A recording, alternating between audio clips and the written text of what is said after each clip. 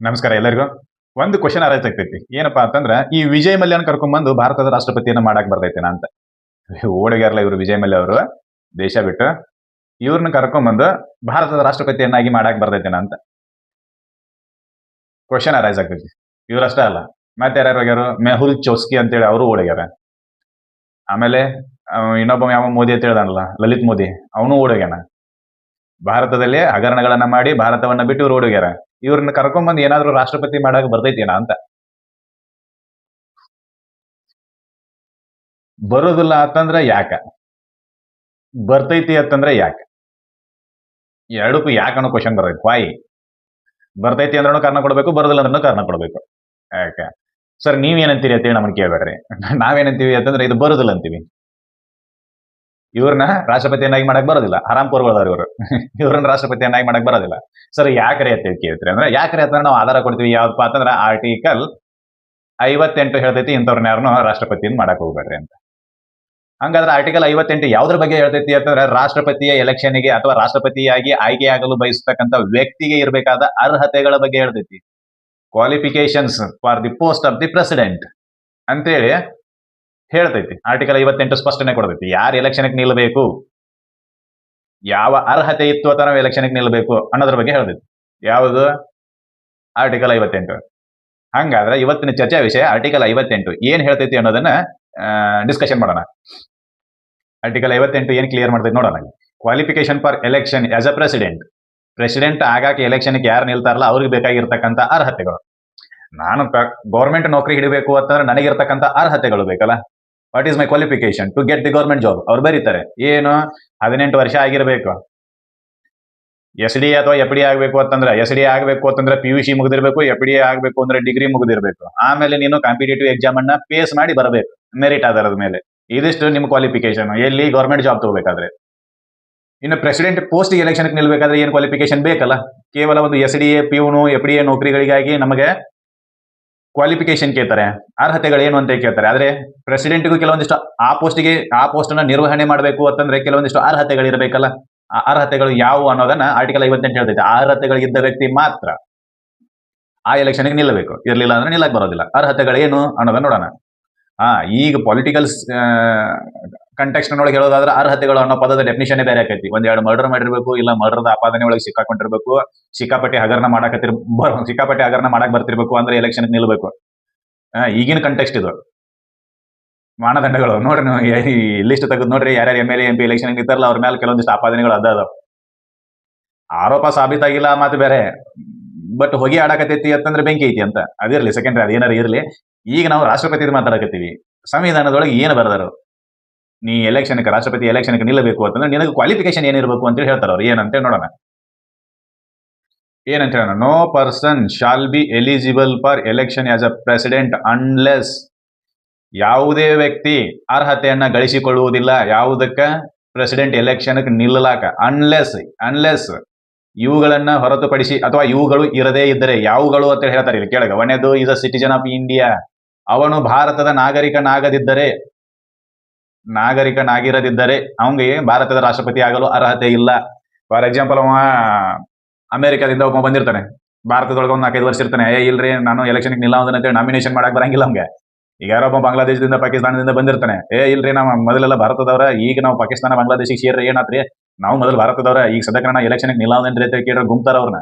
ಎಲೆಕ್ಷನ್ಗೆ ನಿಲ್ಲಕ್ ಬರಂಗಿಲ್ಲ. Because of what? He must be a citizen of India. ಅವ ಕಡ್ಡಾಯವಾಗಿ ಭಾರತದ ಪ್ರಜೆ ಆಗಿರ್ಬೇಕು. ಭಾರತದ ಪ್ರಜೆ ನೀ ಹೆಂಗರ ಆಗಿರೋ, ಜನನದಿಂದರ ಆಗಿರೋ, ಇಲ್ಲ ಬೇರೆ ಎಲ್ಲಿದರ ಬಂದು ಪೌರತ್ವ ಪಡ್ಕೊಂಡರ ಆಗಿರೋ. ಅಮೆರಿಕದಿಂದ ಬಂದು ಭಾರತದ ಪೌರತ್ವವನ್ನು ಪಡ್ಕೋ, ಪಾಕಿಸ್ತಾನದಿಂದ ಬಂದು ಭಾರತದ ಪೌರತ್ವವನ್ನು ಪಡ್ಕೋ, ಅಫ್ಘಾನಿಸ್ತಾನದಿಂದ ಬಂದು ಭಾರತದ ಪೌರತ್ವವನ್ನು ಪಡ್ಕೋ, ಬಟ್ ಪಡ್ಕೊಂಡಿರ್ಬೇಕಷ್ಟೇ. You will be a citizen of India, must and should. It is an first criteria for the post of the president. ರಾಷ್ಟ್ರಪತಿಯ ಪದವಿಗೆ ನೀನು ಎಲೆಕ್ಷನ್ಗೆ ನಿಲ್ಲಬೇಕು ಅಂತಂದ್ರೆ ಇದು ಮೊದಲನೇ criteria. You must fulfil this. ನೀನು ಇದನ್ನು ಪೂರ್ಣಗೊಳಿಸಲೇಬೇಕು. ಇದನ್ನು ಪೂರ್ಣಗೊಳಿಸದೆ ಹೊರತು ನೀನು ಕೆಳಗಿನ ನಾವು ನೋಡಂಗೇ ಇಲ್ಲ, ಕೆಳಗಿನ ಕ್ರೈಟೇರಿಯಾಗಳನ್ನು ವಿಚಾರ ಮಾಡಂಗಿಲ್ಲ. You may be a citizen, you must be a citizen of India. May be ನೈ, must be. Must and should ಅಂತೀವಲ್ಲ, ಕಂಪಲ್ಸರಿ. ಇದು ಭಾರತದ ನಾಗರಿಕನಾಗಿರ್ಬೇಕು. ನಾ ಅಮೆರಿಕದಿಂದ ಬಂದ ಡೈರೆಕ್ಟ್ ಎಲೆಕ್ಷನ್ ನಿಲ್ತೀನಿ, ನನ್ನ ಹತ್ರ ದುಡ್ಡು ಭಾಳ ಐತಿ ಅಂತಂದ್ರೆ ಇಲ್ಲ, ನೀ ಏನ್ ಬೇಕಾದಾಗಿರೋ ಮೊದಲು ಭಾರತದವನಾಗಿರ್ಬೇಕ. ಇರ್ಲಿಲ್ಲ ಅಂತಂದ್ರೆ ಇಲ್ಲ. ಆ, ನಿನಗೆ ಪೌರತ್ವ ಸಿಕ್ಕಿರ್ಬೇಕು, ನೀ ಪೌರತ್ವನ ಹೆಂಗಾದ್ರೂ ಪಡ್ಕೋ. ಹ್ಮ್ ಭಾರತದೊಳಗೆ 10 ವರ್ಷ ಇಲ್ಲೇ ಇದ್ದರೆ ಪಡ್ಕೋ, ಭಾರತದೊಳಗೆ ಜನಿಸರ ಪಡ್ಕೋ, ಇಲ್ಲ ನೀ ಭಾರತ ತಂದೆ ತಾಯಿಗಾದ್ರೂ ಜನಿಸಿದ್ರು ಅದರಿಂದ ಆದ್ರೂ ಪಡ್ಕೋ, whatever it may be. ನಾವು ಹೇಳ್ತೀವಲ್ಲ, ಪೌರತ್ವವನ್ನು ಪಡೆದುಕೊಳ್ಳೋದು, ಪೌರತ್ವದ ಕಾಯ್ದೆ 1955 ಪ್ರಕಾರ ಆರ್ಟಿಕಲ್ ಸೆಕ್ಷನ್ 5ರಿಂದ 9 ತನಕ ನೀ ಹೆಂಗಾರ ಪಡ್ಕೋ, ಅದ್ರದ್ದೇನು ಕೇರ್ ಮಾಡಂಗಿಲ್ಲ. ಆದ್ರೆ ನೀ ಭಾರತದ ಪೌರತ್ವ ಆಗಿರ್ಬೇಕು ಅಷ್ಟೇ. That is an important thing. ಯಾರ ಪೌರತ್ವದ ಬಗ್ಗೆ ಗೊತ್ತಿಲ್ಲ ಅವ್ರಿಗೆ ಈಗಾಗಲೇ ನಾವು ವಿಡಿಯೋ ಮಾಡಿವಿ, ಅವ್ರು ನೋಡ್ಕೊಂಬರಿ. ಹೌದಾ? ಭಾರತದ ಪೌರನಾಗಿರ್ಬೇಕು. ಆದ್ರೆ ಇದು ಅಮೆರಿಕದೊಳಗಾದ್ರೆ ಭಾರತದಲ್ಲಿ ರಾಷ್ಟ್ರಪತಿ ಆಗಲು ಭಾರತದ ಪೌರತ್ವವನ್ನು ಪಡ್ಕೊಂಡಿರ್ಬೇಕು ಅಷ್ಟೇ. ಭಾರತದ ಪೌರನಾಗಿರಬೇಕು ಅಥವಾ ಭಾರತದ ನಾಗರಿಕನಾಗಿರಬೇಕು, it is an first criteria. ಆದ್ರೆ ಅಮೆರಿಕದ ನಾಗರಿಕನಾದ್ರೆ ಉಪಯೋಗ ಇಲ್ಲ. ಈಗ ಒಬ್ಬ ಭಾರತದಿಂದ ಹೋಗಿ ಅಮೆರಿಕದಾಗ ನೆಲೆಸಿ ಅಮೆರಿಕದ ಪೌರತ್ವವನ್ನು ಪಡ್ಕೊಂಡ್ರೆ ನಾವು ರಾಷ್ಟ್ರಪತಿ ಆಗಕ್ಕೆ ಬರಂಗಿಲ್ಲ. ಅಲ್ಲೇನೈತಿ, ರೈಟ್ ಆಫ್ ದಿ ಸಾಯಿಲ್ ಅಂತಕ್ಕಂಥ ಒಂದು ಕಾನ್ಸೆಪ್ಟ್ ಐತಿ. ಯಾವುದು? Right of the soil. ಅದನ್ನ ಏನಂತ ಕರೀತಾರೆ ಅಂದ್ರೆ ಜಸ್ ಸಾಯಿಲಿ ಅಂತ ಕರೀತಾರೆ. ಜಸ್ ಸಾಲಿ, ಇದು ಮಣ್ಣಿನ ಹಕ್ಕು. ಅಂದ್ರೆ ಆ ದೇಶದೊಳಗೆ ಹುಟ್ಟಿದ್ದಿ ಅಂತಂದ್ರೆ ಮಾತ್ರ ನೀನು ಆ ದೇಶದ ರಾಷ್ಟ್ರಪತಿ ಆಗಬಹುದು. ಈಗ ಟ್ರಂಪ್ ಅಮೆರಿಕದಾಗ ಹುಟ್ಟ್ಯಾನ ಅಂತೇಳಿ ಅವ ಏನಾಗ್ಯಾನ ಅಂತಂದ್ರೆ ಅಮೆರಿಕದ ಅಧ್ಯಕ್ಷ ಆಗ್ಯಾನ. ಅವ ಭಾರತದೊಳಗೆ ಹುಟ್ಟಿ ಏನಾದ್ರೂ ಅಮೆರಿಕಕ್ಕೆ ಹೋಗಿ ಅಮೆರಿಕದ ಪೌರತ್ವನ ಪಡ್ಕೊಂಡಿದ್ದ ನಮ್ಗೆ ರಾಷ್ಟ್ರಪತಿ ಆಗಿ ಬರಂಗಿಲ್ಲ. ಜಸ್ಟ್ ಸಾಯಿಲಿ ಅಂತಕ್ಕಂಥ ಪದ್ಧತಿ ಸಿಸ್ಟಮ್ ಅಲ್ಲಿ ಐತಿ. ರೈಟ್ ಆಫ್ ದಿ ಸಾಯಿಲ್ ಅಂತ ಕರಿತೀವಿ ಇದನ್ನ. ಹೌದಾ? ಈ ಪದ್ಧತಿ ಇತ್ತಂದ್ರೆ ಮಾತ್ರ ಅಮೆರಿಕದೊಳಗೆ ನೀನು ರಾಷ್ಟ್ರಪತಿ ಆಗ್ಬೋದು, ಇಲ್ಲಾಂದ್ರೆ ಇಲ್ಲ. ನೀನು ಅಮೆರಿಕದಲ್ಲಿ ಹುಟ್ಟಿದ್ರೆ ಮಾತ್ರ. ಈಗ ಭಾರತದ ದಂಪತಿ ಹೋಗಿ ಅಮೆರಿಕದಾಗ ಪರ್ವತ ಪಡ್ಕೊಂಡು ಅಲ್ಲೇ ಉಳಿದ್ರು ಅಂತಂದ್ರೆ ಅವ್ರ ಮಕ್ಕಳು ಏನು ಹುಟ್ಟುತ್ತಾರಲ್ಲ, ಅವ್ರ ಮಕ್ಕಳು ರಾಷ್ಟ್ರಪತಿ ಆಗಲು ಅರ್ಹರು. ಯಾಕಂತಂದ್ರೆ ಅವರು ಅಮೆರಿಕದ ಮಣ್ಣಿನಲ್ಲಿ ಹುಟ್ಟ್ಯಾರ. ಜಸ್ ಐಲಿಸ್ ಪ್ರಿನ್ಸಿಪಲ್ ಇಸ್ ಕಂಪ್ಲೈಡ್ ಅಂತ. ಹೌದಾ? ರೈಟ್ ಆಫ್ ದಿ ಸಾಯಿಲ್ ಅಂತ ಕರಿತೀವಿ ಇದನ್ನ. ಹೌದಾ? ಇರ್ಲಿ. ಭಾರತದ ರಾಷ್ಟ್ರಪತಿ ಆಗಲು ಭಾರತದ ಪೌರನಾಗಿರ್ಬೇಕು, ಇದು ಫಸ್ಟ್ನೇ ಕಂಡೀಷನ್. ಇಲ್ಲಿಗೆ ಮುಗಿತು. ಇನ್ನು ಎರಡನೇದು, ಅವಂಗ 35 ವರ್ಷ ಆಗಿರ್ಬೇಕು. He completed the age of 35 years. Unless he completed 35 years, he cannot be stand in the election of president. ಏನು, ಅವಂಗ ಎಲ್ಲಿವರೆಗೂ 35 ವರ್ಷ ಆಗುದಿಲ್ಲೋ ಅಲ್ಲಿವರೆಗೂ ಅವ ಭಾರತದ ರಾಷ್ಟ್ರಪತಿ ಆಗುವ ಎಲೆಕ್ಷನ್ಗೆ ನಿಲ್ಲಕ್ ಬರಂಗಿಲ್ಲ, ಆಗಕ ಬರಂಗಿಲ್ಲ. ಅಂದ್ರ ಅವನ ಆಯುಷ್ಯದ ಅರ್ಧ ಭಾಗ ಕಳೆದೋಗಿರ್ಬೇಕು. ಈಗ ಎಷ್ಟು ದಿನ ಬದುಕ್ತಾರ್ರಿ? 60 ವರ್ಷ 70 ವರ್ಷ ಬದುಕ್ತಾರೆ. ಈ 70 ವರ್ಷ ಆನ್ ಎವರೇಜ್ 70 ವರ್ಷ ಅಂತ ತಿಳ್ಕೊಂಡ್ರೆ ಅವನ ಅರ್ಧ ಆಯುಷ್ಯ ಮುಗಿದಿರ್ಬೇಕು. ಅಂದ್ರೆ ಮಾತ್ರ ನೀ ರಾಷ್ಟ್ರಪತಿ ಎಲೆಕ್ಷನ್ಗೆ ನಿಲ್ತಿ, ಇಲ್ಲ ಆದ್ರೆ ಇಲ್ಲ. ನಿನ್ನ ಆಯುಷ್ಯದ ಅರ್ಧ ಭಾಗ ಕಳೆದೋಗಿರ್ಬೇಕು. ಹೆಂಗ್ ಕಳಿತಿ, ಏನ್ ಮಾಡ್ತಿ ಅದು ಗೊತ್ತಿಲ್ಲ. ಅಂದ್ರೆ ನನಗೆ 21 ವರ್ಷ ಆಗೈತಿ, ನಾನು ಮೇಜರ್ ಇದೀನಿ, ನನಗೆ 18 ವರ್ಷ ಆಗೈತಿ, ನಾ ಮೇಜರ್ ಇದೀನಿ, ನಾ ಎಲೆಕ್ಷನ್ಗೆ ನಿಲ್ತೀನಿ ಅಂದ್ರೆ ಇಲ್ರಿ ಸಾಹೇಬ್ರ ಗುಂತಾರ. ನೀ ಮೇಜರ್ ಇರೋ ಮೈನರ್ ಇರೋ ಕಂಡೀಷನ್ ಫುಲ್ಫಿಲ್ ಮಾಡಬೇಕು. ಏನು? You must be completed age of the 35 years. ನಿನಗೆ 35 ವರ್ಷ ಆಗಲೇಬೇಕು. ಇಲ್ಲಿ ಬರೀತಾರ ಅವ್ರು 35 ಇಯರ್ಸ್. ಸರ್ 34 ವರ್ಷ 364 ದಿನ ಆಗೈತ್ರಿ, ಈಗ ನಾ ಎಲೆಕ್ಷನ್ ನಿಲ್ಬಹುದು ಅಂದ್ರೆ ಇಲ್ಲ, 1 ತಾಸು ಕಡಿಮೆ ಇದ್ರು ಇಲ್ಲ, 35 ವರ್ಷ ಆಗ್ಲೇಬೇಕು. It is an condition. ಷರತ್ತುಗಳದಾಗ ಫುಲ್ಫಿಲ್ ಮಾಡ್ಲೇಬೇಕು ನೀನು. ಸರ್ ಇದಿಷ್ಟು ಆದ್ರೆ ಆತಂತ್ರಿ ಅಂತ ಕೇಳ್ರೆ ಇಲ್ಲ. ಆರ್ಟಿಕಲ್ 58 ಸಬ್ ಕ್ಲಾಸ್ 1 ಎ ಮತ್ತು ಬಿ ನ ನೋಡಿದ್ವಿ. ಎ ಒಳಗೆ ಏನ್ ಹೇಳ್ತೈತಿ? He must be citizen of India, he must be completed year of 35 years. ಇನ್ನು ಸಿ ಒಂದ್ ಐತಿ, ಅದು ಏನ್ ಹೇಳ್ತೈತಿ ಅಂತ ನೋಡೋಣ. ಮಜಾ ಅದಾವ. ಸಿ ಏನ್ ಹೇಳ್ತೈತಿ ಅಂದ್ರೆ, he is qualified for election as a member of the house of the people. ಅಂದ್ರೆ ಲೋಕಸಭೆಯ ಸದಸ್ಯನಾಗಲು ಇರುವ ಅರ್ಹತೆಗಳನ್ನೆಲ್ಲವೂ ಅವ ಹೊಂದಿರಬೇಕು. ಲೋಕಸಭೆಯ ಸದಸ್ಯನಾಗಲು ಇರುವ ಅರ್ಹತೆಯನ್ನು ಹೊಂದಿದ್ದ ಅಂತಂದ್ರೆ ಅವ ಎಲೆಕ್ಷನ್ ನಿಲ್ಬಹುದು. ಒಂದನೇದ್ದು ಭಾರತದ ನಾಗರಿಕನಾಗಿರ್ಬೇಕು. ಎರಡನೇದ್ದು 35 ವರ್ಷ ಆಗಿರ್ಬೇಕು. ಸರ್ ಲೋಕಸಭೆ ಎಲೆಕ್ಷನ್ ನಿಲ್ಲಕ ಇರುವ ಅರ್ಹತೆಗಳನ್ನ ಫುಲ್ಫಿಲ್ ಮಾಡ್ರಿ ಅಂತ ಸಿ ಹೇಳ್ತೈತಿ.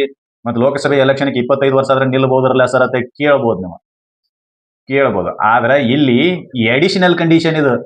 ಅವಂಗ 35 ವರ್ಷ ಆಗಿರ್ಬೇಕು. ಲೋಕಸಭೆ ಎಲೆಕ್ಷನ್ ನಿಲ್ಲಕ್ 25 ವರ್ಷ ಆದ್ರೆ ನಡೀತೈತಿ.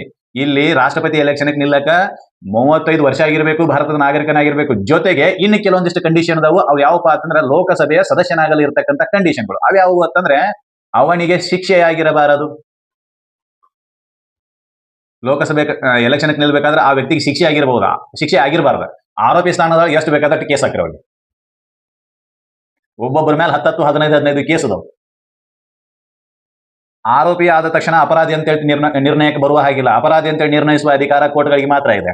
ಅವ ಅಪರಾಧಿ ಅಂತೇಳಿ ಎಲ್ಲಿವರೆಗೂ ನಿರ್ಣಯ ಆಗೋದಿಲ್ವೋ ಅಲ್ಲಿವರೆಗೂ ಎಲೆಕ್ಷನ್ ನಿಲ್ಲಬಹುದು. ಅರ್ಥ ಐತೆ? ಫಸ್ಟ್ ಕ್ವಾಲಿಫಿಕೇಶನ್ ಏನು? ಶಿಕ್ಷೆ ಆಗಿರಬಾರ್ದು. ಲೋಕಸಭೆ ಎಲೆಕ್ಷನ್ ನಿಲ್ಲಬೇಕಂದ್ರೆ ಶಿಕ್ಷೆ ಆಗಿರಬಾರ್ದು. ಎರಡನೇದ್ದು ದಿವಾಳಿಕೋರನಾಗಿರಬಾರ್ದು. ನಾವು ಫಸ್ಟಿಗೆ ಹೇಳಿದ್ವಿ, ವಿಜಯ್ ಮಲ್ಯನ ಕರ್ಕೊಂಡ್ಬಂದು ಎಲೆಕ್ಷನ್ ನಿಲ್ಲಿಸಬಹುದೇನ ಅಂತ ಕೇಳಿದ್ರೆ ಇಲ್ಲ. Because of what? ಅವ ದಿವಾಳಿಕೋರದಾನ. ಸಿಕ್ಕಾಪಟ್ಟೆ ಮೈ ತುಂಬಾ ಸಾಲ ಮಾಡ್ಕೊಂಡು ದೇಶ ಬಿಟ್ಟು ಹೋಗ್ಯಾನ. ಇವನ್ ರಾಷ್ಟ್ರಪತಿನ ಮಾಡ್ರ ಇವ್ ಏನ್ ಮಾಡಬಹುದು?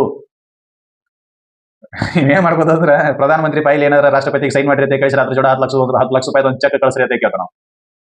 ಅಷ್ಟ ಇರುತ್ತೆ ಏನು ಒಂದು ಫೈಲ್ ಸೈನಿಕ್ ಕಳಿಸಿರತ್ತಂದ್ರೆ ಅದ್ರ ಜೋಡ 10 ಲಕ್ಷದ ಚೆಕ್ ಕಳಿಸಿರ್ತಾರ ಅವ್ರು. ಆ ಕಂಡೀಷನ್ ಆಕೈತಿ. ಯಾಕಂದ್ರೆ ಇವ್ರು ಬುದ್ಧಿನ ಹಂಗೆ ಇರ್ತೈತಲ್ಲ. ಅದಕ್ಕೆ ಈ ದಿವಾಳಿಕೋರನ್ನ ಏನ್ ಮಾಡಂಗಿಲ್ಲ, ಎಲೆಕ್ಷನ್ ನಿಲ್ಲಕ್ ಅಲೋ ಮಾಡಂಗಿಲ್ಲ. ದಿವಾಳಿಕೋರನಾಗಿರಬಾರ್ದು. ದಿವಾಳಿಕೋರ ಅಂತೇಳಿ ಹೈಕೋರ್ಟ್ ಸುಪ್ರೀಂ ಕೋರ್ಟ್ ಡಿಕ್ಲೇರ್ ಮಾಡ್ತವೆ. ಹೌದಾ? ಇದು ಕಾಮನ್ ಥಿಂಗ್. ಈಗ ಡಿಕ್ಲೇರ್ ಮಾಡ್ಯವನ ತೆಗೆರೆ ಏನೋ ಡಿಕ್ಲೇರ್ ಮಾಡಿಲ್ಲ, ಅವ್ರನ್ನ ಡಿಕ್ಲೇರ್ ಮಾಡಿಲ್ಲ. ಅವು ಇನ್ನೂ ಇನ್ವೆಸ್ಟಿಗೇಷನ್ ಆಗ್ಬೇಕು, ಎವಿಡೆನ್ಸ್ ಆಗ್ಬೇಕು, ಆಮೇಲೆ ಅವೆಲ್ಲ ಇದಾವೆ. ಆದ್ರ ಸದ್ಯದ ಮಟ್ಟಿಗೆ ಈ ಕಾನ್ಸೆಪ್ಟ್ ಅನ್ನ ಯಾಕೆ ಹೇಳಕತ್ತೀವಿ, ಉದಾಹರಣೆ ಮೂಲಕ ತಿಳಿಲಿ ಅಂತ ಹೇಳಕತ್ತೀವಿ. ಯಾರ ಇದನ್ನ ಮಾಡಿದ್ವಿ ಅಂತಂದ್ರೆ ಏನಾಕತಿ, ಒಂದು ಸೈನಿಗೆ 10 ಲಕ್ಷ ರೂಪಾಯಿ ನೋಡಪ್ಪ ಅಂತ ಫಿಕ್ಸ್ ಮಾಡ್ತಾರ ಅವ್ರು. ಹಾ ಹಿಂಗಿರ್ತಾವ. ಹೋಗ್ಲಿ, ಒಂದನೇದು ಶಿಕ್ಷೆ ಆಗಿರಬಾರ್ದು, ಎರಡನೇದು ದಿವಾಳಿಕೋರನಾಗಿರ್ಬಾರ್ದು, ಮೂರನೇದು ಯಾವ್ದಾದ್ರು ಒಂದು ಮತಕ್ಷೇತ್ರದೊಳಗೆ ಅವ್ನ ಹೆಸರು ಇರ್ಬೇಕು. ಮತಕ್ಷೇತ್ರದೊಳಗೆ ಒಂದು ಹೆಸರು ಇರ್ಬೇಕು. ಮೂರನೇ ಕಂಡೀಷನ್ ಇದು. ಯಾವ್ದಾದ್ರು ಮತಕ್ಷೇತ್ರದಲ್ಲಿ ನಾನು ಪೌರನ್ ಅಂತೇಳಿ ನಾಮಿನೇಟ್ ಮಾಡ್ಕೊಂಡಿರ್ಬೇಕು. ಭಾರತದ ಸದಸ್ಯ ಅನ್ನಕ ಯಾವ ಭಾಗದ ಸದಸ್ಯ, ಭಾರತದ ಯಾವ ಭಾಗದ ನಾಗರಿಕತ್ವವನ್ನು ಪಡ್ಕೊಂಡಾನೆ. ಭಾಗ ಅಂದ್ರೆ ಡಿಫ್ರೆನ್ಶಿಯೇಟ್ ಮಾಡಂಗಿಲ್ಲ. ಈಗ ಕರ್ನಾಟಕದ ವ್ಯಕ್ತಿ ನಾನು ಅಂತ ಆಳ್ನಿ ಅಂತಂದ್ರೆ ಕರ್ನಾಟಕ ರಾಜ್ಯಕ್ಕೆ ಸಂಬಂಧಪಟ್ಟವಂತೆ ನಾ ಹೇಳಿ ಅಂತಂದ್ರೆ ಕರ್ನಾಟಕದ ಯಾವ ಜಿಲ್ಲೆಗೆ ಸೇರ್ಪಡೆ ಆದವ, ಯಾವ ಕಾನ್ಸ್ಟಿಟ್ಯೂಯೆನ್ಸಿಗೆ ಮತಕ್ಷೇತ್ರಕ್ಕೆ ನೀನು ಸಂಬಂಧಿಸಿದವ, ನಿನ್ನ ಮತ ಯಾರಿಗೆ ಹಾಕ್ತಿ, ನೀನು ಯಾವ ಕಾನ್ಸ್ಟಿಟ್ಯೂಷನ್ಸ್ಗೆ ಹಾಕ್ತಿ ಅನ್ನೋದು ಕ್ಲಾರಿಫೈ ಆಗಬೇಕು. ಹೌದಾ? ಇವ್ ಮತಕ್ಷೇತ್ರದೊಳಗೆ ಇವನ ಹೆಸರು ನಾಮಿನೇಟ್ ಇಲ್ಲ ಅಂತಂದ್ರೆ ಮೋಸ್ಟ್ಲಿ ಇವನ್ ನಾಗರಿಕತ್ವವನ್ನು ಪಡ್ಕೊಂಡಿಲ್ಲ ಅಂತ ಅನುಮಾನ ಬರ್ತೈತಿ. ಅರ್ಥ ಆಗ್ತೈತಿ? ಯಾವಂಗ 18 ವರ್ಷ ಆಗಿರೋದಿಲ್ಲವೋ ಅವ ಮತಕ್ಷೇತ್ರದೊಳಗೆ ಹೆಸರು ಇರೋದಿಲ್ಲ. ಅವ್ನು ಯಾವ್ದು 18 ವರ್ಷ ಆಗೈತೆ ಅವ್ನ ಮತಕ್ಷೇತ್ರದೊಳಗೆ ಹೆಸರು ಇರ್ತೈತಿ. ನೀವು ಮತಕ್ಷೇತ್ರದೊಳಗೆ ನಾಮಿನೇಟ್ ಮಾಡ್ಕೊಂಡಿಲ್ಲ ಅಂತಂದ್ರೆ ನೀವು ಎಲ್ಲಿಂದ ಬೇರೆ ಕಡೆಯಿಂದ ಬಂದ ಅಂತ ಅನುಮಾನ ಆಕೈತಿ. ಈಗ ಸದ್ಯಕ್ಕೆ ಟ್ರೆಂಡ್ ನೋಡೋದಲ್ಲ, ಬಾಂಗ್ಲಾದೇಶದಿಂದ ಬಂದವರು, ಪಾಕಿಸ್ತಾನದಿಂದ ಬಂದಾರ. ಈ ಮತಕ್ಷೇತ್ರದೊಳಗೆ ಹೆಸರಿಲ್ಲ ಅಂದ್ರೆ ನೀವು ಅದ್ರಾಗ ಕೌಂಟ್ ಮಾಡ್ತಾರೆ. ಮೊದಲು ನೀವು ಯಾರ್ಯಾರು ನಾಮಿನೇಟ್ ಮಾಡ್ಕೊಳ್ಳೋದ್ರಿ ಮಾಡ್ಕೊರಿ ಮೊದಲು ಮತಕ್ಷೇತ್ರದೊಳಗೆ. ನಿಮ್ಮ SSLC marks card, Aadhaar card, ಅವೇನೇನದವು ಎಲ್ಲ ಕೊಡ್ರಿ, ರವಾರ್ಷಿ ಅದು ಕೊಟ್ಟು ಮತಕ್ಷೇತ್ರದೊಳಗೆ ನಿಮ್ಮ ಹೆಸರು ನಾಮಿನೇಟ್ ಮಾಡ್ರಿ. ಮೊದಲು ಹೆಸರನ್ನ ಸೇರ್ಸ್ರಿ ಲಿಸ್ಟ್ನಾಗ, ಮತದಾರರ ಪಟ್ಟಿಯಲ್ಲಿ ಮೊದಲು ಅದನ್ನ ಮಾಡ್ರಿ. ಅರ್ಥ ಆತ? ಇಲ್ಲಾಂದ್ರೆ ನಿಮ್ಮನ್ನು ಬಾಂಗ್ಲಾದೇಶ, ಪಾಕಿಸ್ತಾನದವ್ರ ಹೊರಗೆ ಹಾಕ್ತಾರೆ ನೋಡ. ಇಲ್ಲ, ಅಷ್ಟು ಬೇಗ ಏನು ಹೊರ ಹೋಗಂಗಿಲ್ಲ. ಅದಕ್ಕೆ ಬೇರೆ ಬೇರೆ ಕಂಡೀಷನ್ ಮುಂದೆ ಹೇಳ್ತೀವಿ ಅದನ್ನ. ಇದಿಷ್ಟು ಫಸ್ಟ್ ಕ್ರೈಟೇರಿಯಾ. ಏನು? ಭಾರತದ ನಾಗರಿಕನಾಗದ ಹೊರತು ಅವ್ನು ರಾಷ್ಟ್ರಪತಿ ಎಲೆಕ್ಷನ್ಗೆ ನಿಲ್ಲಕ್ ಬರೋದಿಲ್ಲ. ಎರಡನೇದು 35 ವರ್ಷ ಆಗದ ಹೊರತು ಎಲೆಕ್ಷನ್ಗೆ ನಿಲ್ಲಕ್ ಬರಂಗಿಲ್ಲ. ಮೂರನೇ ಕಂಡೀಷನ್ ಅವ ಲೋಕಸಭೆಯ ಸದಸ್ಯನಾಗಲು ಇರಬೇಕಾಗಿರ್ತಕ್ಕಂಥ ಅರ್ಹತೆಗಳನ್ನು ಹೊಂದಿದ್ರೆ ಮಾತ್ರ ಎಲೆಕ್ಷನ್ಗೆ ನಿಲ್ಲಬೇಕು, ಬರಂಗಿಲ್ಲ. ಲೋಕಸಭೆಯ ಸದಸ್ಯನಾಗಲು ಅರ್ಹತೆ ಏನಪ್ಪಾ ಅಂತಂದ್ರೆ ಅವಂಗ ಕ್ರಿಮಿನಲ್ ಪ್ರಕರಣಗಳಲ್ಲಿ ಶಿಕ್ಷೆ ಆಗಿರಬಾರದು. ಆಮೇಲೆ ಅದ್ರಾಗ ಅಸ್ಪೃಶ್ಯತೆಯನ್ನ ಅವ ಆಚರಣೆ ಮಾಡಿರಬಾರದು. ಇನ್ನೂ ಒಂದು ಬರ್ತೈತಿ, ಪೀಪಲ್ಸ್ ರಿಪ್ರೆಸೆಂಟೇಷನ್ ಆಕ್ಟ್ ಪ್ರಕಾರ 1955 ಆಕ್ಟ್ ಪ್ರಕಾರ, ಪೀಪಲ್ ರಿಪ್ರೆಸೆಂಟೇಷನ್ ಆಕ್ಟ್ 1955, ಜನಪ್ರತಿನಿಧಿಗಳ ಕಾಯ್ದೆ 1955 ಪ್ರಕಾರ ಯಾವ್ದಾದ್ರು ಅನರ್ಹತೆಯನ್ನು ಹೊಂದಿದ್ರು ಅಂತಂದ್ರೆ ಅವಾಗೂ ಲೋಕಸಭೆ ಎಲೆಕ್ಷನ್ಗೆ ನಿಲ್ಲಕ್ ಬರಂಗಿಲ್ಲ. ಇಲ್ಲಿ ಏನ್ ಬರೀತಾರು ಅಂತಂದ್ರೆ ಯಾವ ವ್ಯಕ್ತಿ ರಾಷ್ಟ್ರಪತಿಯ ಹುದ್ದೆಗೆ ಎಲೆಕ್ಷನ್ಗೆ ನಿಲ್ಲಕ್ಕೆ ಬಯಸಿರ್ತಾನೋ ಅವನು ಲೋಕಸಭೆಯ ಸದಸ್ಯನಾಗಲು ಇರತಕ್ಕಂಥ ಅರ್ಹತೆಗಳನ್ನು ಹೊಂದಿರಬೇಕು ಅಂತೇಳಿ ಇಲ್ಲಿ ಬರೀತಾರೆ. ಅರ್ಹತೆಗಳನ್ನ ಡಿಫೈನ್ ಮಾಡೋದು ಯಾವುದು? ಪೀಪಲ್ಸ್ ರಿಪ್ರೆಸೆಂಟೇಟಿವ್ ಆಕ್ಟ್ 1955, ಜನಪ್ರತಿನಿಧಿಗಳ ಕಾಯ್ದೆ 1955. ಅಲ್ಲಿನೂ ಕೂಡ ಕೆಲವೊಂದಿಷ್ಟು ಕಂಡೀಷನ್ಗಳಿದಾವೆ. ಈಗ ಅಸ್ಪೃಶ್ಯತೆಯನ್ನ ಆಚರಣೆ ಮಾಡವ ಎಲೆಕ್ಷನ್ಗೆ ನಿಲ್ಲುವಂಗಿಲ್ಲ. ಅಲ್ಲಿ ಅದ್ರ ಪ್ರಕಾರ ಅವ್ಗೆ ಏನಾದ್ರು ಶಿಕ್ಷೆ ಆಗಿತ್ತು ಅಂತಂದ್ರೆ, ಜೀತ ಪದ್ಧತಿಯನ್ನ ಮೇಂಟೈನ್ ಮಾಡವ ಎಲೆಕ್ಷನ್ಗೆ ನಿಲ್ಲಂಗಿಲ್ಲ. ಅದ್ರ ಪ್ರಕಾರ ಅವ್ನಿಗೆ ಏನಾಗಿತ್ತು, ಶಿಕ್ಷೆ ಆಗಿತ್ತು ಅಂತಂದ್ರೆ, ದೇವದಾಸಿ ಪದ್ಧತಿಯನ್ನ ಆಚರಣೆ ಮಾಡೋರು ಎಲೆಕ್ಷನ್ಗೆ ನಿಲ್ಲಕ್ ಬರಂಗಿಲ್ಲ. ಅವ್ರು ಅದನ್ನ ಆಚರಣೆ ಮಾಡ್ತಿದ್ರು ಅಂತಂದ್ರೆ ಅವ್ರಿಗೆ ಅದ್ರ ಪ್ರಕಾರ ಶಿಕ್ಷೆ ಆಗಿತ್ತು ಅಂತಂದ್ರೆ. ಅರ್ಥ ಆಗತೈತಿ ನಾ ಹೇಳಿದ್ದು? ಈ ರೀತಿಯಾಗಿರ್ತಕ್ಕಂಥ ಕಂಡೀಷನ್ಗಳು ಪೀಪಲ್ಸ್ ರಿಪ್ರೆಸೆಂಟೇಷನ್ ಆಕ್ಟ್ ನಲ್ಲಿ ಇದಾವೆ. ಅವತ್ನೂ ಕೂಡ ಇಲ್ಲಿ ಫುಲ್ಫಿಲ್ ಮಾಡ್ಬೇಕು ಇವ ರಾಷ್ಟ್ರಪತಿ ಆಗೋರು, ರಾಷ್ಟ್ರಪತಿ ಎಲೆಕ್ಷನ್ಗೆ ನಿಲ್ಲೋರು. ಟೋಟಲಿ 3 ಕ್ರೈಟೇರಿಯಾ ಬರ್ತವೆ ಯಾರು ಎಲೆಕ್ಷನ್ಗೆ ನಿಲ್ಲಬಹುದು ಅಂತೇಳಿ. ಇಲ್ಲಿ ಕ್ವಶನ್ ಕೇಳ್ತಾರೆ ಏನಂತೇಳಿ, ರಾಷ್ಟ್ರಪತಿಯ ಹುದ್ದೆಗೆ ಆಯ್ಕೆಯಾಗಲು ಆ ವ್ಯಕ್ತಿ ಲೋಕಸಭೆಯ ಸದಸ್ಯನಾಗಲು ಇರುವ ಅರ್ಹತೆಗಳನ್ನ ಪೂರ್ಣಗೊಳಿಸಿರಬೇಕು. ಒಂದು ಕ್ವಶನ್ ಕೊಡ್ತಾರೆ. ಹೌದಾ? ಅಥವಾ ರಾಜ್ಯಸಭೆಯ ಸದಸ್ಯನಾಗಲು ಅರ್ಹತೆಯನ್ನು ಹೊಂದಿರಬೇಕು, ರಾಜ್ಯಸಭೆಯ ಸದಸ್ಯನಾಗಲು ಇರುವ ಅರ್ಹತೆಗಳನ್ನು ಹೊಂದಿರಬೇಕು. ಸರಿ ತಪ್ಪು ಯಾವುದೂ ಅಲ್ಲ. ಈ ರೀತಿಯಾಗಿರ್ತಕ್ಕಂಥವು ಬರ್ತವೆ, ನೆನಪಲ್ಲಿರ್ಲಿ. ಯಾವುದನ್ನ ಕೇಳಿದ್ರೆ ಲೋಕಸಭೆಯ ಸದಸ್ಯನಾಗಲು, ಹೌಸ್ ಆಫ್ ದಿ ಪೀಪಲ್ಸ್ ಅಂತ ಕರಿತೀವಿ, ಅಥವಾ ಲೋವರ್ ಹೌಸ್ ಅಂತ ಕರೀತಾರೆ, ಲೋಕಸಭೆ. ಇದು ಫಸ್ಟ್ ಅಲ್ಲಿ ಇದನ್ನಲ್ಲಿ ಫಸ್ಟ್ ನಮ್ಮ ಮೈಂಡ್ನೊಳಗೆ ಇರಬೇಕು. ಏನು? ಲೋಕಸಭೆಯ ಸದಸ್ಯನಾಗಲು ಇರುವ ಅರ್ಹತೆಯನ್ನ ಗಳಿಸಿರ್ಕೊಂಡಿರ್ಬೇಕವ. ಅಂದ್ರ ಮಾತ್ರ ರಾಷ್ಟ್ರಪತಿ ಎಲೆಕ್ಷನ್ಗೆ ನಿಲ್ಲಬಹುದು. ಹೌದಾ? ಇದಿಷ್ಟು ಅರ್ಹತೆಗಳ ಬಗ್ಗೆ. ಇನ್ನೊಂದು ಬರ್ತೈತಿ, ಏನಂತೇಳಿ ನೋಡೋಣ. ಇನ್ನೊಂದು ಅರ್ಹತೆಯನ್ನು ಹೊಂದಿರ್ಬೇಕವ. ಆ ಅರ್ಹತೆ ಏನು ಅಂತೇಳಿ ನೋಡೋಣ. ಆರ್ಟಿಕಲ್ 58 ಸಬ್ ಕ್ಲಾಸ್ 2 ಹೇಳ್ತೈತೆ ಆ ಅರ್ಹತೆ ಏನಂತೇಳಿ. A person shall not be eligible, ಒಬ್ಬ ವ್ಯಕ್ತಿ ಅರ್ಹನಾಗಿರುವುದಿಲ್ಲ. ಎಲ್ಲಿ? ರಾಷ್ಟ್ರಪತಿ, for the election as a president, ರಾಷ್ಟ್ರಪತಿ ಎಲೆಕ್ಷನ್ಗೆ ನಿಲ್ಲಾಕ. If he holds any office of profit under the government of India, ಅವನು ಲಾಭದಾಯಕ ಯಾವುದಾದರೂ ಹುದ್ದೆಯಲ್ಲಿ ಇದ್ದರೆ. ಒಬ್ಬ ವ್ಯಕ್ತಿ ಲಾಭದಾಯಕ ಹುದ್ದೆಯಲ್ಲಿ ಇದ್ದರೆ ಅವನು ರಾಷ್ಟ್ರಪತಿ ಎಲೆಕ್ಷನ್ ನಲ್ಲಿ ನಿಲ್ಲಕ್ಕೆ ಬರೋದಿಲ್ಲ, ರಾಷ್ಟ್ರಪತಿ ಎಲೆಕ್ಷನ್ ನಿಲ್ಲಕ್ಕೆ ಬರೋದಿಲ್ಲ, ರಾಷ್ಟ್ರಪತಿ ಆಗಕ್ಕೆ ಬರೋದಿಲ್ಲ. ಲಾಭದಾಯಕ ಹುದ್ದೆ ಅಂತ ಬರೀತಾರೆ. ಲಾಭದಾಯಕ ಹುದ್ದೆ ಯಾವ್ಯಾವ ಅನ್ನೋದನ್ನ ಹೇಳ್ತೀವಿ. Or government of any state or under the local or other authority. ಇಲ್ಲಿ ಬರೀತಾರೆ ಏನು, ಗೌರ್ಮೆಂಟ್ ಆಫ್ ಇಂಡಿಯಾ ಭಾರತ ಸರ್ಕಾರದ ಯಾವ್ದಾದ್ರು ಲಾಭದಾಯಕ ಹುದ್ದೆಯಲ್ಲಿದ್ದರೆ, ಅಥವಾ ರಾಜ್ಯಗಳಲ್ಲಿ ಯಾವ್ದಾದ್ರು ಲಾಭದಾಯಕ ಹುದ್ದೆಯಲ್ಲಿದ್ದರೆ, ಅಥವಾ ಲೋಕಲ್ ಬಾಡಿಗಳಲ್ಲಿ ಯಾವ್ದಾದ್ರು ಲಾಭದಾಯಕ ಹುದ್ದೆಗಳಲ್ಲಿದ್ದರೆ, ಅಥವಾ ಬೇರೆ ಯಾವ್ದಾದ್ರು ಪ್ರಾಧಿಕಾರಗಳಲ್ಲಿ ಲಾಭದಾಯಕ ಹುದ್ದೆಗಳಲ್ಲಿದ್ದರೆ, ಒಂದು ಕ್ಲಿಯರ್ ಮಾಡ್ಕೊರಿ, ಲಾಭದಾಯಕ ಹುದ್ದೆಯಲ್ಲಿರ್ತಕ್ಕಂಥ ವ್ಯಕ್ತಿ ರಾಷ್ಟ್ರಪತಿ ಎಲೆಕ್ಷನ್ ನಿಲ್ಲಕ್ ಬರಂಗಿಲ್ಲ. ರಾಜೀನಾಮೆ ಕೊಟ್ಟು ಬಾ ಒಳಗ, ನಿನ್ನ ಲಾಭದಾಯಕ ಹುದ್ದೆಗೆ ರಾಜೀನಾಮೆ ಕೊಟ್ಟು ಒಳಗ ಬಾ, ಎಲೆಕ್ಷನ್ ನಿಲ್ಲಕ್ ಬಾ. ಕುಸ್ತಿಗೆ ಬಾ ಅಂತ ಕರೀತಾರ, ಗೊತ್ತೈತೇನ? ಹಿಂಗ ತೊಡೆ ಕುಸ್ತಿಗೆ ಬಾ ಅಂತ ಕರೀತಾರಲ್ಲ, ಹೆಂಗ ಬಿಟ್ಟು ಬಾ ಮೊದಲತ್ತೇಳಿ. ಅಧಿಕಾರವನ್ನ ಬಿಟ್ಟು ಒಳಗೆ ಬರಬೇಕು ಎಲ್ಲಿ, ರಾಷ್ಟ್ರಪತಿ ಎಲೆಕ್ಷನ್ಗೆ. Because of what, level of playing field be equal ಆಗ್ಬೇಕು. ಈಗ ಅವ್ನು ಲಾಭದಾಯಕ ಹುದ್ದೆ ಒಳಗೆ ಇದ್ದು ಅವ್ನು ಎಲೆಕ್ಷನ್ ನಿಲ್ಲಕ ಅನುವು ಮಾಡಿ ಕೊಟ್ಟಿದ್ವಿ ಅಂತಂದ್ರ, ಈ ಯಾರ್ಯಾರು ಅವನಿಂದ ಲಾಭ ಪಡ್ಕೊತಿರ್ತಾರಲ್ಲ ಅವರೆಲ್ಲ ಅವಂಗ ಓಟ್ ಹಾಕ್ತಾರ. ಹೌದಾ? ಅದಕ್ಕೆ ಏನ್ ಮಾಡ್ತಾರ ಗೊತ್ತಾ, ಲಾಭದಾಯಕ ಹುದ್ದೆಯಲ್ಲಿ ಇದ್ರೆ ಅವ ಎಲೆಕ್ಷನ್ ನಿಲ್ಲಕ್ ಬರಂಗಿಲ್ಲ. ಹಂಗಾದ್ರೆ ಲಾಭದಾಯಕ ಹುದ್ದೆಗಳು ಯಾವ್ಯಾವ ಅಂತ ಕೇಳಿದ್ರೆ ಹೇಳ್ತಾರೆ, ಯಾವ ಅಲ್ಲ ಅನ್ನೋದು ಅಷ್ಟೇ ಹೇಳ್ತಾರೆ ಅವ್ರಿಗೆ, ಯಾವ್ಯಾವ ಅಂತೇಳಿ ಹೇಳೋದಿಲ್ಲ. ಯಾವ ಅಲ್ಲ ಅಂತ ಹೇಳ್ತಾರ ಅಂದ್ರೆ, ರಾಷ್ಟ್ರಪತಿಯ ಹುದ್ದೆ ಲಾಭದಾಯಕ ಹುದ್ದೆ ಅಲ್ಲ. ಈಗಾಗಲೇ ರಾಷ್ಟ್ರಪತಿ ಇದಾನ, ಅವ ಮರು ಚುನಾವಣೆಗೆ ನಿಲ್ಲಬೇಕು ಅಂತೇಳಿ, ಚುನಾವಣೆಗೆ ಮತ್ತೆ ನಿಲ್ಲವ ಇದ್ದ ಅಂತಂದ್ರೆ ಅವೇನ ರಾಷ್ಟ್ರಪತಿ ಪೋಸ್ಟ್ಗೆ ರಾಜೀನಾಮೆ ಕೊಡೋ ಅವಶ್ಯಕತೆ ಇಲ್ಲ. ಬಿಕಾಸ್ ಆಫ್ ವಾಟ್, ರಾಷ್ಟ್ರಪತಿಯ ಹುದ್ದೆ ನಾನ್ ಪ್ರಾಫಿಟ್ ಪೋಸ್ಟ್, ಅದು ಲಾಭದಾಯಕ ಹುದ್ದೆ ಅಲ್ಲ. ಆಮೇಲೆ ಗವರ್ನರ್, ರಾಜ್ಯಪಾಲರ ಹುದ್ದೆಯೂ ಕೂಡ ಲಾಭದಾಯಕ ಹುದ್ದೆ ಅಲ್ಲ. ಪ್ರಧಾನಮಂತ್ರಿ ಹುದ್ದೆಯೂ ಕೂಡ ಲಾಭದಾಯಕ ಹುದ್ದೆ ಅಲ್ಲ. ಮಂತ್ರಿಮಂಡಲ ಹುದ್ದೆಯೂ ಕೂಡ, ನೀ ಏನಾದ್ರೂ ಮಂತ್ರಿ ಆಗಿದ್ದೀಯ ಅಂತಂದ್ರೆ ಅದು ಕೂಡ ಲಾಭದಾಯಕ ಹುದ್ದೆ ಅಲ್ಲ. MLA MP ಇದ್ದೀಯ ಅಂತಂದ್ರೆ ಅದು ಕೂಡ ಲಾಭದಾಯಕ ಹುದ್ದೆ ಅಲ್ಲ. ಹಂಗಾದ್ರೆ ಸರ್, ಲಾಭದಾಯಕ ಹುದ್ದೆಗಳು ಯಾವಪ್ಪ ಅಂತಂದ್ರೆ, ನೀ ಬ್ಯೂರೋಕ್ರಸಿ ಒಳಗಿದ್ದೀಯ ಅಂತಂದ್ರೆ, ಗೌರ್ಮೆಂಟ್ ನೌಕರಿ ಮಾಡ್ತಿದ್ದೀಯ ಅಂತಂದ್ರೆ, IAS IPS ಸೆಕ್ರೆಟರಿ ಲೆವೆಲ್ದೊಳಗೆ, ಅಡಿಷನಲ್ ಸೆಕ್ರೆಟರಿ, ಚೀಫ್ ಸೆಕ್ರೆಟರಿ, ಈ ರೀತಿ ಏನಾದ್ರೂ ಇದ್ದೀಯ ಅಂತಂದ್ರೆ ಅದು ಲಾಭದಾಯಕ ಹುದ್ದೆ. ಭಾರತ ಸರ್ಕಾರ ನಡೆಸ್ತಕ್ಕಂಥ ಯಾವ್ದಾದ್ರು ಫ್ಯಾಕ್ಟರಿ ಒಳಗೆ ಮ್ಯಾನೇಜಿಂಗ್ ಡೈರೆಕ್ಟರ್ ಆಗಿದ್ದಿ ಅಂತಂದ್ರೆ ಅದು ಕೂಡ ಲಾಭದಾಯಕ ಹುದ್ದೆ. ನೀ ಗೌರ್ಮೆಂಟ್ ನೌಕರಿ ಒಳಗೆ ಪ್ಯೂನ್ ಕೆಲಸ ಮಾಡಕತ್ತಿದ್ದಿ ಅಂತಂದ್ರೆ ಅದು ಕೂಡ ಲಾಭದಾಯಕ ಹುದ್ದೆ. ನೀ ಪ್ಯೂನ್ ಕೆಲಸ ಮಾಡಕತ್ತಿ ರಾಷ್ಟ್ರಪತಿ ಎಲೆಕ್ಷನ್ ನಿಲ್ಲವಿದ್ದಿ ಅಂತಂದ್ರೆ ಪ್ಯೂನ್ ಪೋಸ್ಟಿಗೆ ರಾಜೀನಾಮೆ ನೀಡಬೇಕು. ಆದ್ರೆ MLA ಇದ್ಕೊಂಡು ನಾನು ರಾಷ್ಟ್ರಪತಿ ಹುದ್ದೆಗೆ ಕಂಟೆಸ್ಟ್ ಮಾಡ್ತೀನಿ, ಸ್ಪರ್ಧಿಸ್ತೀನಿ ಅಂತಂದ್ರೆ ನೋ ನೀಡ್ ಟು ರಿಸೈನ್. ಯಾಕಂತಂದ್ರೆ MLA ಅನ್ನೋದು ಲಾಭದಾಯಕ ಹುದ್ದೆ ಅಲ್ಲ. ನೆನಪಲ್ಲಿ ಇರ್ಬೇಕು. ಇದು ನಮಗೂ ಯಾವಾಗ ಗೊತ್ತಾಯ್ತು ಅಂತಂದ್ರೆ, ಈ ಹುಕ್ಕೇರಿ ಒಳಗ ಇಲ್ಲ, ಐ ಥಿಂಕ್ ನಿಪ್ಪಾಣಿ ಚಿಕ್ಕೋಡಿ ಯಕ್ಷಂಬಾದ್ ಒಳಗ ಇವರಿದ್ರು, ಪ್ರಕಾಶ್ ಹುಕ್ಕೇರಿ ಸಾಹೇಬ್ರು MLA ಇದ್ರು. ಅವರು ಅವಾಗ ಮುಜರಾಯಿ ಖಾತೆ ಸಚಿವರು ಕೂಡ ಇದ್ರು. ಲೋಕಸಭೆ ಎಲೆಕ್ಷನ್ ನಡೀತು. ಈ ಪ್ರಕಾಶ್ ಹುಕ್ಕೇರಿ ಅವ್ರಿಗೆ ಏನ್ ಮಾಡಿದ್ರು ಅಂತಂದ್ರೆ ಟಿಕೆಟ್ ಕೊಟ್ಟರು ಕಾಂಗ್ರೆಸ್ನವರು MP ಎಲೆಕ್ಷನ್ಗೆ. ಆಮೇಲೆ ಇವ್ರ ಅಪೋಸಿಟ್ ಯಾರು ನಿಂತಿದ್ರು ಅಂದ್ರೆ BJP-ಯಿಂದ ರಮೇಶ್ ಕತ್ತಿ ಸಾಹೇಬ್ರು ನಿಂತಿದ್ರು. ಅವಾಗ ರಮೇಶ್ ಕತ್ತಿ ಸಾಹೇಬ್ರು ಸೋತಾದ ನಂತರ ಅವರು ಅಪೀಲ್ ಮಾಡ್ತಾರೆ ಸುಪ್ರೀಂ ಕೋರ್ಟಿಗೆ. ಮಿನಿಸ್ಟರ್ ಲಾಭದಾಯಕ ಹುದ್ದೆ ಒಳಗದಾರ, ಪ್ರಕಾಶ್ ಹುಕ್ಕೇರಿ ಅವರು ಈಗಾಗಲೇ ಮಿನಿಸ್ಟರ್, ಅವ್ರು ಲಾಭದಾಯಕ ಹುದ್ದೆ ಒಳಗದಾರ, ಹಿಂಗಾಗಿ ಅವ್ರ ಎಲೆಕ್ಷನ್ ಅವ್ರದ್ದು ವಿನ್ ಏನೈತಿ ಅದು ಅನ್ಅಥರೈಸ್ಡ್ ವಿನ್, ಅನ್ಕಾನ್ಸ್ಟಿಟ್ಯೂಷನಲ್ ವಿನ್, ಅದಕ್ಕೆ ಅವ್ರನ್ನ ಡಿಸ್ಕ್ವಾಲಿಫೈ ಮಾಡಬೇಕು ಅಂತೇಳಿ ಹೋಗಿರ್ತಾರೆ. ಅವಾಗ ಅದು ಪೆಟಿಷನ್ ರಿಜೆಕ್ಟ್ ಮಾಡ್ತಾರೆ. ಏನು, ಈ ಮಂತ್ರಿ ಆಗಿರೋದು, MLA ಆಗಿರೋದು ಲಾಭದಾಯಕ ಹುದ್ದೆ ಅಲ್ಲ, you are servant, public servant, social servant, ಸಾಮಾಜಿಕ ಕಾರ್ಯಕರ್ತರು ನೀವೆಲ್ಲ, ಯಾರು MLA MP-ಗಳು. ಹೌದಾ? ಹಿಂಗಿರೋದ್ರಿಂದ ಅದಕ್ಕೆ ಪೆಟಿಷನ್ ಇಲ್ಲಿಲ್ಲ. ಅವಾಗ ರಮೇಶ್ ಕತ್ತಿ ಅವ್ರು ಸುಮ್ಮನೆ ಆದ್ರು ಏನಾಯ್ತು, ಸುಮ್ಮನೆ ಮಾಡಿದ್ರು ಅವ್ರನ್ನ. ಸುಪ್ರೀಂ ಕೋರ್ಟಿಂದ ಜಜ್ಮೆಂಟ್ ಬಂತದ, ಏನ್ ಮಾಡೋದು? ಹೌದಾ? ಆವಾಗ ನಮಗೂ ಗೊತ್ತಾಯ್ತು ಏನಿದು ಲಾಭದಾಯಕ ಹುದ್ದೆ ಅಂತಂದ್ರೆ MLA MP-ಗಳು ಇವೆಲ್ಲ ಲಾಭದಾಯಕ ಹುದ್ದೆಗಳಲ್ಲ ಅಂತ ಹೇಳಿ. ನೀವು ಪೇಮೆಂಟ್ ಸಿಕ್ಕಂಗೆ ಕೊಟ್ಟವ್ರಿಗೆ ಆ ಬತ್ತೆ ಗಿತ್ತೆ ಎಲ್ಲ ಇಟ್ಕೊಂಡೆ 3-6 ತಿಂಗಳಿಗೆ 3 ರಿಂದ 4 ಲಕ್ಷ ರೂಪಾಯಿ ಇರ್ತೈತೆ ಅವ್ರದ್ದು ಬರೇ ಗೌರ್ಮೆಂಟ್ ನಿಂದ. ಇನ್ನು ಪರ್ಸೆಂಟೇಜ್ಗಳು ಬೇರೆ, ಅವ್ರು BJP ಗೌರ್ಮೆಂಟ್ದಾಗ 40% ಐತಿ ಅಂತ ಹೇಳ್ತಿದ್ರು ಅವರು. ಟೆಂಡರ್ಗಳು ತರೋದು ಅವುದು ಬೇರೆ. ಇದು ಬರೀ ಇದಷ್ಟ ಇಷ್ಟು, ಈ 3 ರಿಂದ 4 ಲಕ್ಷ ರೂಪಾಯಿ ಇರ್ತೈತೆ ಅವ್ರದ್ದು. ಆ ಬಿಲ್, ಈ bill, phone bill, maintenance bill, ಸುಡುಗಾಡೆ. ನಾವೇನ್ ಹೇಳ್ತೀವಿ, ಈ MLA-ಗಳಿಗೂ ಬಸ್ ಫ್ರೀ ಮಾಡ್ರಿ, ಬಸ್ನ ತಿರ್ಗಾಡ್ಲಿ ಇವ್ರು ಅಂತ ಹೇಳ್ತೀವಿ ನಾವು. ಈ ಹೆಣ್ಮಕ್ಳಿಗೆ ಬಸ್ ಫ್ರೀ ಮಾಡ್ಬೇಡ್ರಿ ನೀವು, ಈ MLA-ಗಳಿಗೆ ಬಸ್ ಫ್ರೀ ಮಾಡ್ರಿ, ಇದು ನಮ್ಗೆ ದೊಡ್ಡ ಹೊರೆ ಆಗತೈತಿ. ನಮ್ಮ ಟ್ಯಾಕ್ಸ್ ಎಲ್ಲ ಇಲ್ಲೇ ಹೊಂಟೈತಿ. ಇವ್ರಿಗೆ ಬಸ್ ಫ್ರೀ ಮಾಡ್ರಿ, ತಿರ್ಗಾಡ್ಲಿ ಇವ್ರು. ಟ್ರೈನ್ ಫ್ರೀ ಐತಿ ಬಿಡಿ, ಇಲ್ಲ ನಂಗಿಲ್ಲ, ಬಸ್ಸು ಫ್ರೀ ಮಾಡ್ರಿ, ತಿರ್ಗಾಡ್ಲಿ. ಅಲ್ಲಿ ಬರ್ದಿರ್ತಾರೆ, ಬಸ್ನ ಸೀಟಿನ ಮುಂದೆ ಬರ್ದಿರ್ತಾರೆ, ಏನೋ MLA-ಗಳಿಗೆ MP-ಗಳಿಗೆ ಹಂಗ CM-ಗಳಿಗೂ ಮಾಡ್ಬಿಟ್ರಿಪ್ಪ, ಏನಾಗೋದಿಲ್ಲ. ಅವ್ರಿಗೆ ಏನು ಕ್ಷೇತ್ರದ ಇದನ್ನ ಮಾಡಕನ ಬತ್ತೇನೆ ಕಂಡಪಟ್ಟಿ ಕೊಡ್ತಾರೆ. ಜಿಯೋ ಒಂದು ರಿಚಾರ್ಜ್ ಮಾಡಿಬಿಟ್ರೆ ವರ್ಷ ಪೂರ್ತಿ ಎಲ್ಲ ಬರ್ತೈತಪ್ಪ, ಒಂದ್ 2,500 3,000 ರಿಚಾರ್ಜ್ ಮಾಡಿಬಿಟ್ರೆ ಇವ್ರಿಗೆ ಫೋನ್ ಬಿಲ್ಲನ 20,000 25,000 ರೂಪಾಯಿ ಕೊಡ್ತಾರೆ. ಏನ್ ಕಟ್ಟಿನ ಏನೋ ದುಡ್ಡು ಹೆಂಗ ಹಾಳು ಮಾಡ್ಬೇಕು ಅಂತಂದ್ರೆ ಇವ್ರು ನೋಡಿ ಕಲ್ಕೋಬೇಕು ನಾವು.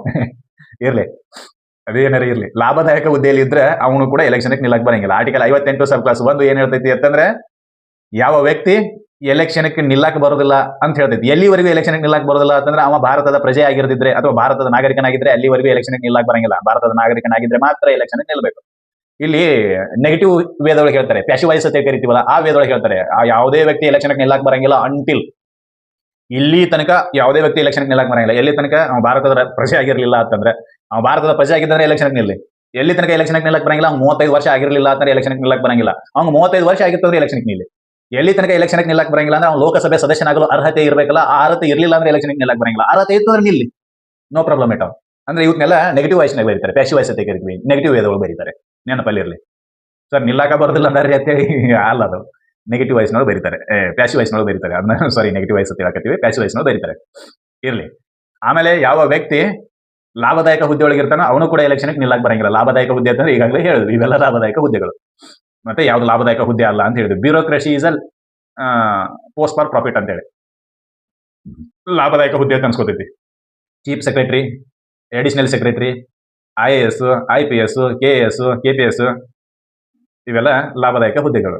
FDA, SDA ಇವು ಲಾಭದಾಯಕ ಹುದ್ದೆಗಳನ್ನ. ನೀನ್ ಎಲೆಕ್ಷನ್ ನಿಲ್ಲವಿದ್ದಿ ಅಂತಂದ್ರೆ, ಕುಸ್ತಿ ಪಡೆಯಾಗ ಬರಾಮಿದ್ದಿ ಅಂತಂದ್ರೆ ಹಂಗೆ ಅದು ಕಳೆದಿಟ್ಟು ಚಡ್ಡಿ ಹಾಕೊಂಡು ಒಳಗೆ ಬಾ ಅಂತಾರ. ಹಂಗ ನೀನು ರಾಷ್ಟ್ರಪತಿ ಎಲೆಕ್ಷನ್ ನಿಲ್ಲವಿದ್ದಿ ಅಂತಂದ್ರೆ ಮೊದಲು ಗೌರ್ಮೆಂಟ್ ಪೇಮೆಂಟ್ ಏನ್ ತಗೋತಿಲ್ಲ ಅದನ್ನ ಬಿಟ್ಟು ಒಳಗೆ ಬಾ ಅಂತ. ಹಿಂಗ ಇವರೆಲ್ಲ ಗೌರ್ಮೆಂಟ್ ಪೇಮೆಂಟ್ ತಗೋತಾರಲ್ಲ MLA MPಗಳು ಅಂತೇಳಿ ಕೇಳಿದ್ರೆ, ಇಲ್ಲ, ಅವರಿಗೆ ಸೋಷಿಯಲ್ ಸರ್ವಿಸ್ಗಾಗಿ ನೀನು ಕೊಡತಕ್ಕಂಥ ಗೌರವಧನ ಅದು. There is an not payment, that is an salary.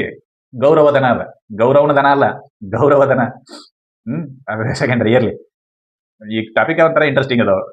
ಇದಿಷ್ಟು ಮಾಹಿತಿ ಆರ್ಟಿಕಲ್ 58ರಲ್ಲಿ qualification for the post of the president ಅಂತ ಹೇಳಿ. ಈ ಮಾಹಿತಿ ನಿಮಗೆಲ್ಲರಿಗೂ ಇಷ್ಟ ಆಗಿತ್ತು ಅಂತ ಅನ್ಕೋತೀನಿ. ಇಷ್ಟ ಆಗಿತ್ತು ಅಂದ್ರೆ ಈ ಮಾಹಿತಿನ ಎಲ್ಲರಿಗೂ ಶೇರ್ ಮಾಡ್ರಿ, ನಮ್ಮ ಚಾನಲ್ ಅನ್ನ ಸಬ್ಸ್ಕ್ರೈಬ್ ಮಾಡ್ರಿ, ಆಮೇಲೆ ಲೈಕ್ಸ್ ಕಮೆಂಟ್ ಓಪನ್ ಅದವೇ ಮಾಡ್ರಿ. ಮುಂದಿನ ವಿಡಿಯೋದಲ್ಲಿ ಆರ್ಟಿಕಲ್ 59 ಡಿಸ್ಕಷನ್ ಮಾಡೋಣ. ಅಲ್ಲಿವರೆಗೂ ಧನ್ಯವಾದಗಳು.